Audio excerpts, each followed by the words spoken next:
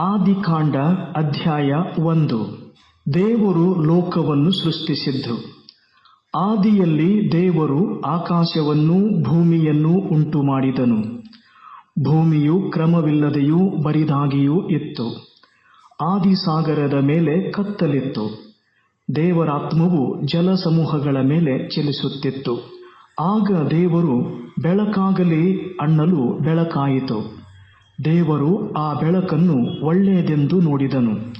ದೇವರು ಬೆಳಕನ್ನೂ ಕತ್ತಲೆಯನ್ನೂ ಬೇರೆ ಬೇರೆ ಮಾಡಿ ಬೆಳಕಿಗೆ ಹಗಲೆಂದೂ ಕತ್ತಲೆಗೆ ಇರುಳೆಂದೂ ಹೆಸರಿಟ್ಟನು.